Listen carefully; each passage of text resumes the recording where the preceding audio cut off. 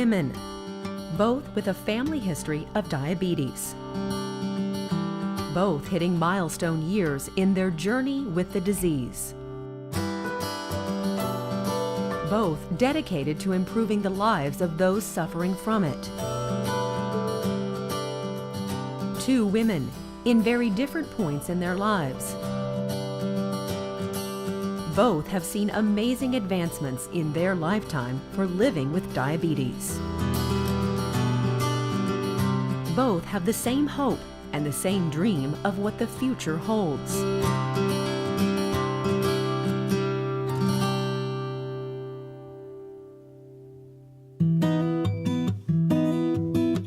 Molly was diagnosed at 2.5.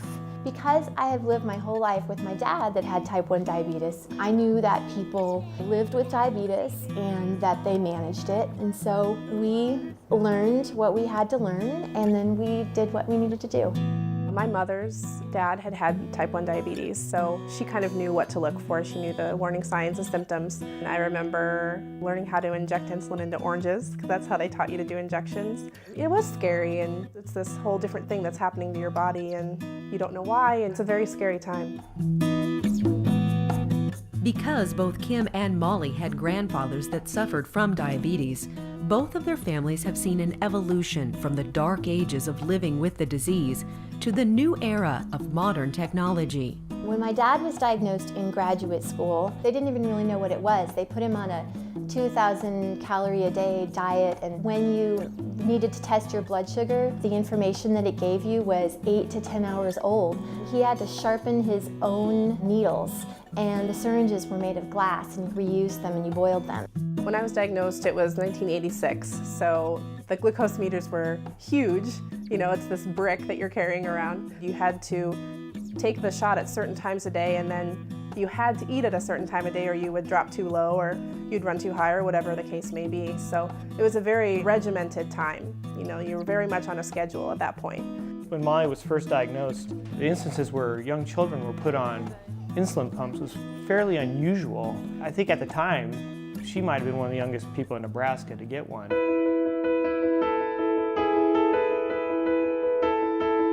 But despite the advances, the daily challenges remain. For Molly, who is entering her teenage years, it's 8 to 10 glucose tests a day, and having to explain to peers why she is always wired to a medical device. Sometimes I ignore them, and sometimes I'm just like, it's just something that gives me medicine, and then kind of a quick, short response. For Kim, the biggest struggle came at a common time for young diabetics, when the freedom of college means leaving behind your built-in support system. For me, I went to college out of state, so it was a whole new group of people and a whole new atmosphere, and all of a sudden I'm in charge of my health, and I'm in charge of making sure I need to do what I need to do, and my care definitely decreased. I don't know, I didn't really have that support system that I had before, so I felt very alone in that time in my life with diabetes. That feeling of aloneness continued after Kim's college career. In fact, it was more than 2 decades after she was diagnosed when she finally found a connection to someone who had the same life experiences. I read a JDRF newsletter online, and it had a column by a lady who was my age, who had type 1 diabetes, who was also married, who had the same sense of humor. We had all of these things in common, and so I clicked over to her blog, and it was just life-changing to be able to read someone else's story and someone else's experiences and say, yes, I get that. Yes, that happens to me too. I feel that way when that happens. The connection was so important to Kim that she began to share her own story to reach out to others. She started her own blog in 2010, which has inspired diabetics around the world.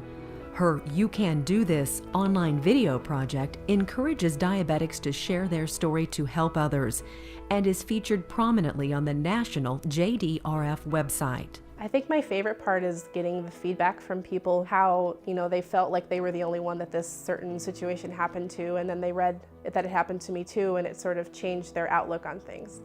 I mean, I don't know how it gets better than knowing that you help someone feel better about themselves.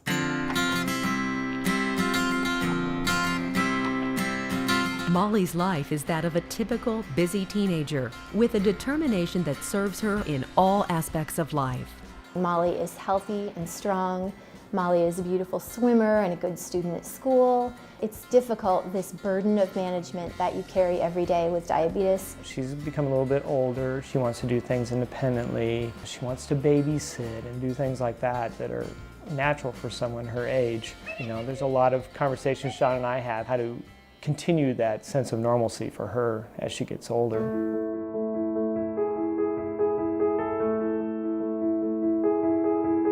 From JDRF walks to Ride to Cure, mentoring to support groups, even political action and government relations, both Kim, Molly, and their families have become lifelong advocates for a cure. JDRF is responsible for a lot of the research that has made the technology that I currently use possible. And I feel like our best chance of finding better treatments, finding prevention, and finding a cure is with them. I think there's great hope in the research that's currently being done and all the technology that's moving forward, and it would be such a shame to lose that momentum. Being active in JDRF has been something that really gives us hope. We're not scientists and we're not doctors, but we can do things to raise money for diabetes research. Without that glimmer of hope on the horizon that something is going to be done, that she doesn't have it forever, it's really, really important to us. A couple weeks ago we met a researcher from St. Jude's Hospital. She's an immunologist. And you know, you can just tell by talking to this person, it's not just the science. She's passionate about finding a cure or contributing to finding a cure for this disease. And it's really inspiring to listen to people like that because they're right on the front lines. I just keep thinking, I asked her afterwards, I said, you know, what do you really need, you know? And she's like, we just need to continue to try to fund these different areas of research. We're looking for a cure. We're looking for no new people getting diabetes, and we're looking for people that have had it for 10 years to get it fixed. It would be so much better if when Molly is grown up and married and done with school and doing the thing that she wants to do, that diabetes is just not going to be a part of that.